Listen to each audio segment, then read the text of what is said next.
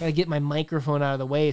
I'm trying to show off my Jurassic Park shirt here. Dun, dun, dun, dun, dun, dun, dun, dun, dun. So Jack posted this video, and I couldn't help but copy him. Yes, but this tag was created by Michael K. Vaughn. The one and only man himself created the Astounding Science Fiction tag. Ooh. No, that's horror. Sci-fi. Am I allowed to cheat for the first question? I kind of want to cheat for the first question. I'm going to alter. What's the first question? Tag. Maybe you should read it. No, I'm going to alter this tag for the very first question. I'm actually going to make a question 0. Okay. Oh, in the same way that there was a 0th law for the robots in the Isaac Asimov series, I'm going to create a 0th zeros question. and ones do not compute. Zeros and ones. All right, now here's my question, because I feel like this is important. What is science fiction? Like, what do you consider science fiction? Me personally? Or are you just throwing it out there to the universe? Is there another person on this phone call that I'm unaware of? Yes, you. I didn't know if you were just throwing it out there like, what is sci-fi? What is life? No, this is not a parasocial conversation. This is between me and you big stud. Give me your definition on the fly of what is science fiction. I think science fiction is anything that involves something other than fantasy. That's a terrible definition. No, I know. I know. It's like horror. No, I think it's something that alludes to something that's supernatural, but a lot of times going to be a little bit more technology driven and less magic driven in my mind. That's how I kind of distinguish between more fantasy and sci-fi. One's more magic, one's more techie. Here's what Google says. It says fiction based on imagined future scientific or technological advances and major social or environmental changes, frequently portraying space or time travel and life on other planets. I don't know. I mean, I've also heard to describe it as that like it must deal with science, like actual or imagined impact on humanity, which I don't know, those are hard to do, but like you've heard about how like there's this SFF, science fiction and fantasy. Like I feel like even fans may not totally agree on what makes it science fiction, because if it's science fiction, is it also fantasy? Is there fantasy? I think there's a thin line there. Science fiction? Yeah. I think it's a fine line. I think you can cross between some stories, cross back and forth, I think. Yeah. I think it's a difficult thing to grab with, but like the thing that kind of like made me question is all fantasy science fiction?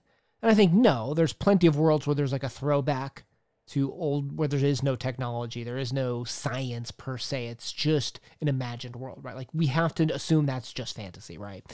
It's actually harder for me when I think about, is there sci-fi that is not fantasy by definition? Like Dark Tower, is that sci-fi? Is it fantasy? Is it both? To me, one of the things that I thought of was Ted Chiang, where it's like, it's very based in real science today, but things just worked out differently. It's not fantasy per se, I guess. Okay. Well, at least we kind of have a baseline where we're going, so some of our answers feel off, then nobody can be mad at us. Right. You can be mad at us for any other reason, just not that reason, right? Yeah, you have to agree with all of our answers. So, all right, hit me with question 1.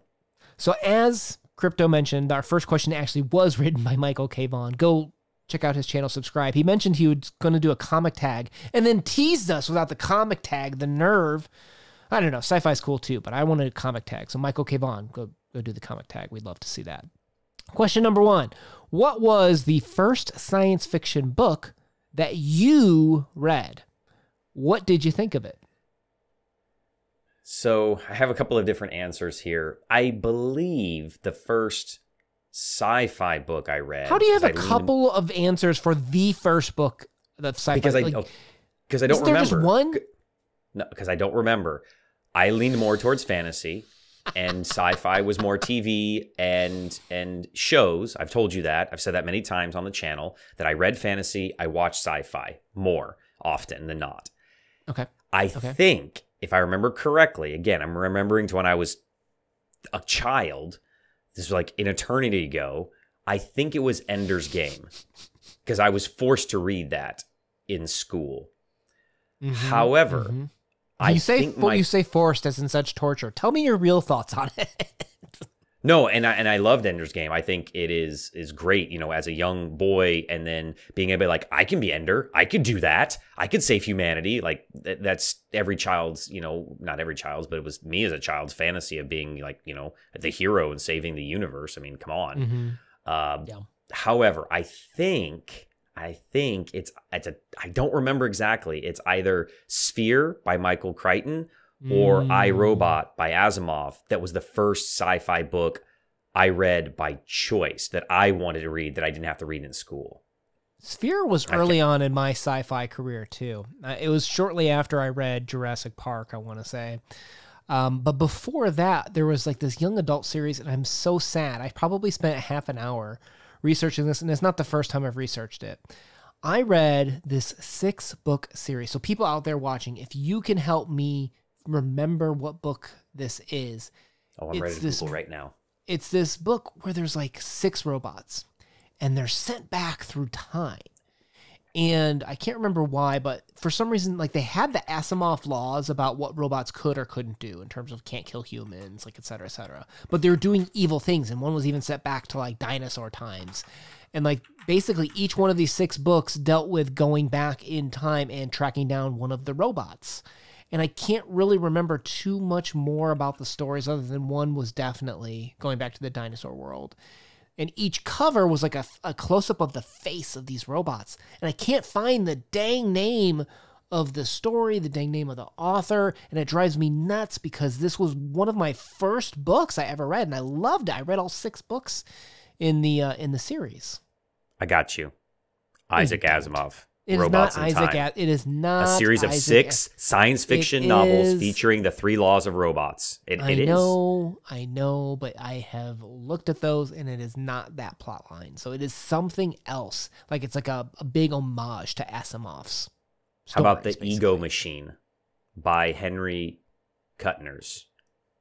Hang on, let me look this up. Find it. Ego Machine by Henry Kuttner? I think that's what it is. Is it? It's a 6-book series? You know I'm terrible with names. No, it doesn't look like it. At least none of these covers are ringing a bell. If this is ringing a bell for you guys out there, I need to know in the comments down below what this was, because it drives me nuts that I can't remember it. It drives me nuts. All right, question number 2. What was the last science fiction book that you read? What did you think of it? So the most recent one that I read was Thrawn Ascendancy, Lesser Evil.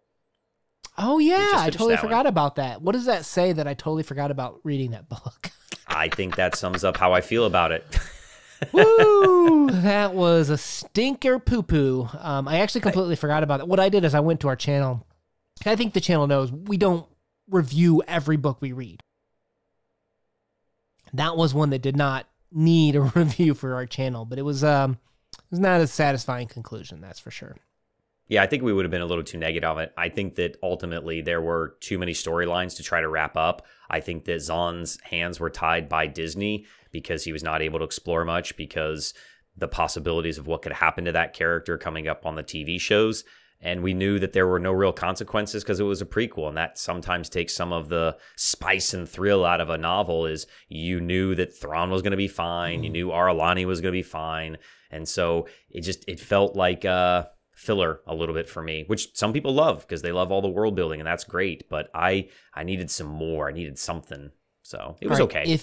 If you love science fiction, question number 3, what made you love science fiction? I mean, it's got to be Star Wars, right? Like, that was your first love, right?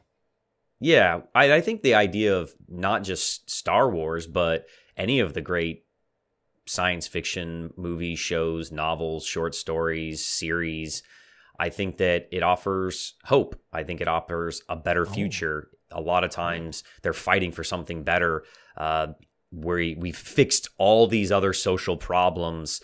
We've fixed our environmental issues. We've gotten past the issue of, religion. We've gotten past the issue of race. We've gotten past the issue of gender stuff. And of course, the cool technology plays a large part of it. I mean, who wouldn't want a lightsaber or a teleporter or be able to have a jetpack and stuff? But yeah, I think it's that it presents that we are going to be better off in the future. So I wonder, when you were a kid, did you ever like role play these characters? Like, I'm Luke Skywalker, and you'd run around the house with like an invisible lightsaber. Like, would you role play your favorite sci-fi characters?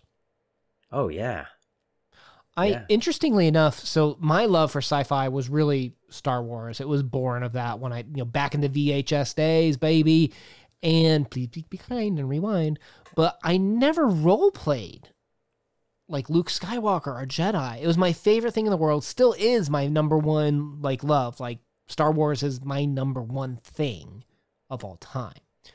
But I never role played it. I don't know why. Like Ninja Turtles, I'd pretend to beat up Bebop and Rocksteady around the house and stuff like that. But I don't know what it is. Like I wonder why like I never like role played Star Wars. I kind of still do. Like the remote will be sitting over somewhere, or there'll be my drink sitting over somewhere, and I'll try to use the Force, and she'll just look at me. I'm like, it's gonna happen one day. Like the Force is gonna kick on, and I'm gonna move it, and you're gonna freak out. Tell me, okay, I know this has to be true. You are walking into a grocery store. Tell me at some point in your life you were pretending to use the Force to open the automatic doors.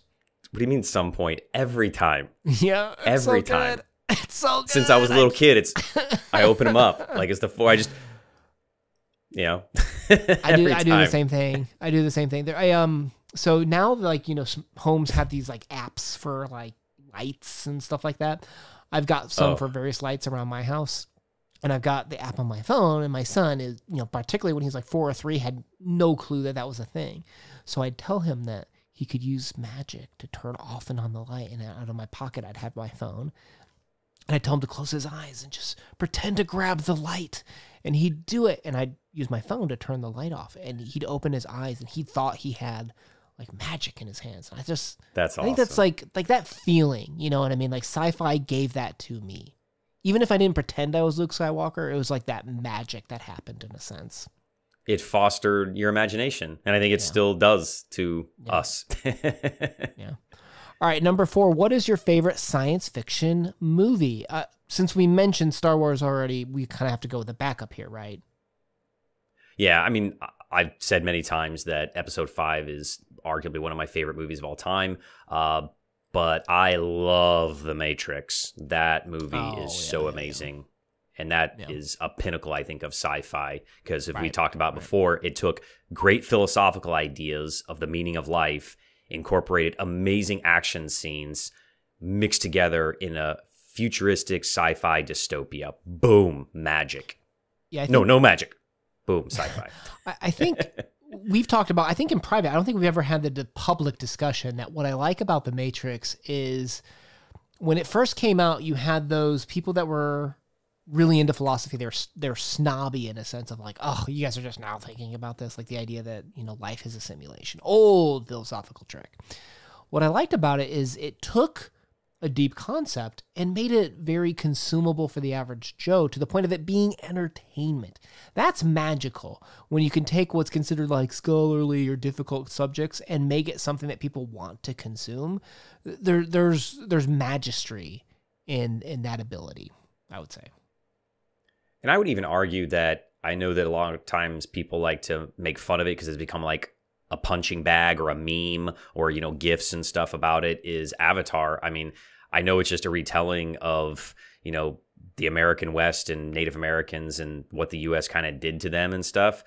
Dances with the Wolves, so to speak, in space with blue people. But it did a good job of it, and it's beautiful, and it does have kind of those reminiscent things of what happened in the U.S. history of the 1800s. So I think Avatar was really strong entry into this, what could be your favorite sci-fi movie. If you've noticed, I haven't answered yet. I mean, come on, my shirt says it all, right, Jack? Hey, up top. All right. Now that's on another planet, and it's not in the future. I mean, how can you say that sci-fi? Because of technology. Using technology in innovative ways. So it changed the course of humanity because of the way you use science. Okay. Right? Okay. Fair enough. All right. Good thing question 0. Good thing we did that. Good thing.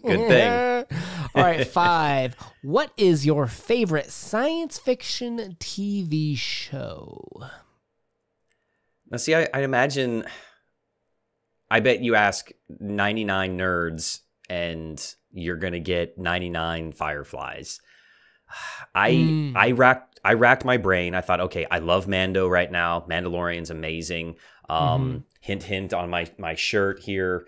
One of my favorite shows. But I mean, come on, man. You had Sliders from the 90s, Heroes, Farscape, Eureka, Daredevil, V, Stargate, Star Trek, all the different franchises, Fringe, Stranger Things, The Expanse, Lost for a few seasons, X-Files, Smallville. Do we count cartoons or not? Do I get to count Clone Wars? Do I count Rick and Morty? Like, come on. Favorite sci-fi show? Impossible. Now for mine, mine's not impossible, okay? And this is, I will continue to say that if you ask me what's my favorite anime, it's this every time. It's Evangelion, which I don't think you're not familiar with, correct? No. It is the robots, like if you think of like Gundam Wing, quote unquote, but it's like super trippy to the point where it starts out with like this like nihilistic, absurdist little boy trying to find his way in the world, trying to connect with his dad. And it becomes so messed up by the end, but it has like all these like religious things that like, as a young boy, it inspired me. I say young, I was in my 20s when I first saw it. But it really inspired me to think about what does the animated medium accomplish, right? Because in the time, when this was produced, the budget for this would have been through the roof. And we think about like all like the CGI stuff that we see today, like, Mandalorian you mentioned. We saw, okay, I don't want to spoil it, but we saw actors who are no longer here come back to life, right? Like we saw that in the movies and stuff. Technology is becoming more and more accessible. But at the time, that blew my mind in terms of what animation could achieve. It's not just kiddie entertainment. It is highbrow. It is approaching high, I won't say budget, but high effort to push people to think further about life and other things. I was surprised you didn't mention or like Cowboy Bebop, because that one was pretty amazing too. I loved that anime. Yeah, Cowboy Bebop is great, but Evangelion, it challenged, because you have to remember, in my 20s was the time when I was Catholic at the time, and I actually left Catholicism to my agnostic, my atheism. I was challenging religion. And this just came along at that time where it just so happened to fit into that worldview of what does creation mean? What is our purpose in life? Is there other life out there? It just so happened to approach at the perfect time for me. Oh, there you go. Yeah. Deeper than we wanted to go here. By the way. Oh, Jurassic Park, the show.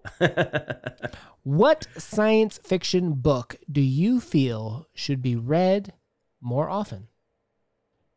I went with Two Answers, same author, 1984, and Animal Farm. I think there's a lot of good life lessons in there, and I think they are a lot of relevance to today and how we view society or don't view society, and what could ultimately be, that dystopian future. Very realistic, very fearful. I don't mean to cheat, but I'm cheating. This is my cheat question. I get one cheat per. Then say you get one cheat, I get one cheat. I haven't cheated yet.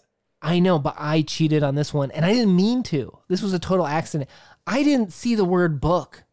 I for some reason, I just saw what science fiction do you feel should be, and it even says read. Okay. Too many shots Una here, right? I put a movie. I put In Time. Have you seen that one? That's the one with like Justin Timberlake. Yeah. And Olivia Wilde, I think. Yeah. Yeah, they have time as their money. That like movie got a lot of hate, but that is a great movie on social contracts and social constructs and equal economics and capitalism. Oh, that movie's amazing philosophically. It did not get the love. I love that movie. That's why I love that movie. That's why we run this show together. We're just in tune like that. It kind of reminds me of, have you ever seen that really old movie, Logan's Run?